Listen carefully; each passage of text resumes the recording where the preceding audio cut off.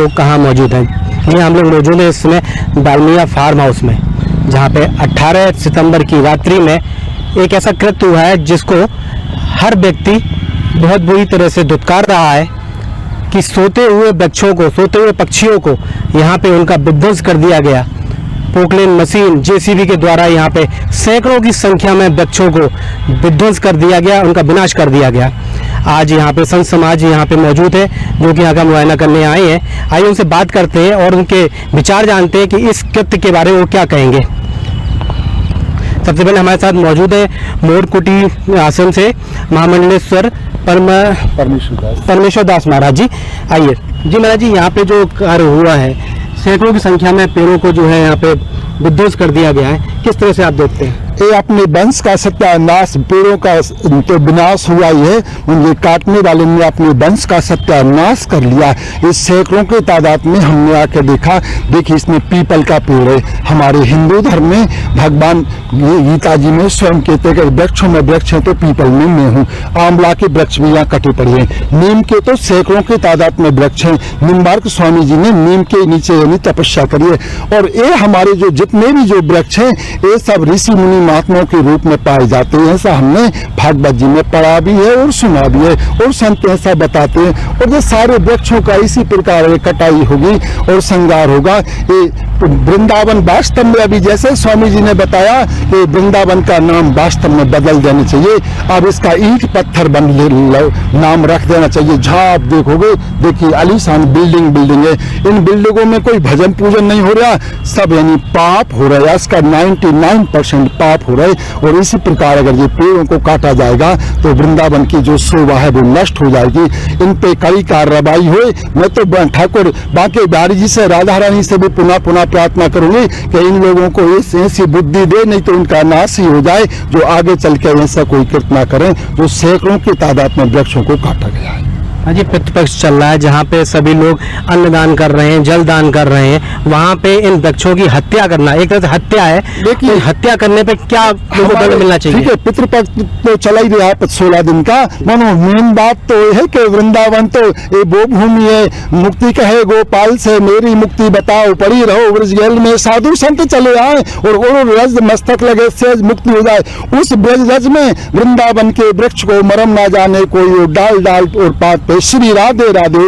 आज भी हमारे यहाँ वृंदावन में से हम परिक्रमा मार्ग में श्री मोरकुटी धाम आश्रम में हम देखते हैं कि रात में दिन में पानी गिर रहा कभी या धूप है रात दिन में, तो उन वृक्षों के नीचे जो थोड़े बहुत बचे हैं साधु महात्मा बैठे। तो हमने एक महात्मा से कहा, अरे महात्मा जी आप यहाँ क्या आश्रम में आ जाइए। बोले महाराज जी आश्रम तो मिल जाएगा, मगर वृक्ष नहीं मिलेगा। वृक्ष भी यहाँ का नहीं है, ब्रजभूमि का वृंदावन धाम का है। इसलिए वास्तव में लता पता का हमारे श्री वृंदावन धाम में विशेष महत्व है। और जिनने ये काटा है और कटवाया है, इनका वंशों का इसी प्रकार नाश हो जाएगा जैसे रावण और कुंभकर्ण कंस के वंश का हो गया। मैं तो भगवान से प्रार्थना करूंगा कि हे भगवान, अगर इस प्रकार हुआ तो बताइए कैसे लोग वृंदावन को वृंदावन कहेंगे। हमारे साथ सुप्रसिद्ध भागवताचार्य सुरेश हरि जी मौजूद हैं। आइए उनसे जानेंगे कि किस तरह से वो इस वाकये को देखते हैं। ये वृक्ष, इनको वृक्ष हम कह रहे हैं, लेकिन वस्तुतः ये ऋषि हैं, ये औषधि भी है। कामम पिबति इति कदम्ब, बड़ी रिसर्च के बाद में ये बात हुई है कि कैंसर की बीमारी कदम्ब के सुगंध से, कदम्ब के वृक्ष के नीचे जाने से दूर हो जाती है। नीम का वृक्ष ये 100 प्रकार की बीमारियों को दूर करता है। बड़े से बड़ा घाव इसकी छाल को घिस करके लगा देने से वो दूर हो जाता है। कामम कृष्ण कदम मधुर्य ततोति तुंग।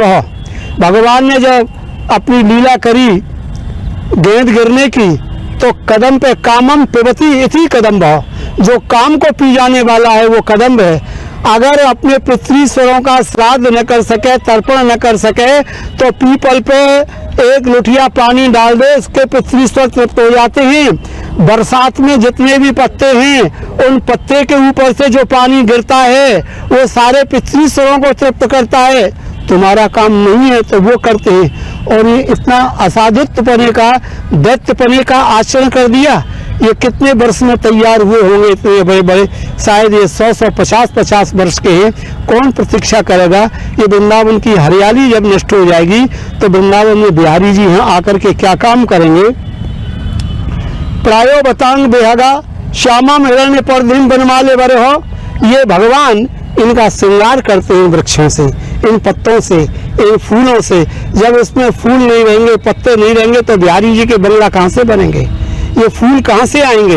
ये पत्ते कहाँ से आएंगे? और ये पत्ते अपने जीवन को धन्य समझते हैं जब इनके लकड़ियाँ और इनके पत्ते ठाकुर जी की सेवा में जाते हैं। तुमने इनका भक्ति का अस्तित्व ही खत्म कर दिया तो भाई लोगों, तुम्हारे अस्तित्व को भगवान छोड़ेगा? तुम क्या इस धन के पैसे के लोभ के लेकर के कितने वर्ष तक तुम इस बात को हमारा और वृक्ष काट दो और हमको भी काट दो, लेकिन ये बात कह जाओ कि जब हम मरें तो लकड़ी में न मरे, नोटों में मरें, नोटों में जल करके मरें, तो हम इस बात की आत्मा में संतोष कर लेंगे। भाई इसमें अपने जलने के लिए नोट इकट्ठे करें, 2-4-5 करोड़ रुपए में तो तुम जलोगे नहीं, और पैसे इकट्ठे करो, लेकिन संतान को कह देना कभी मेरा श्राद्ध मत करना, कभी मेरी तेरही मत करना ना। भागवत तो तुम क्या कराओगे?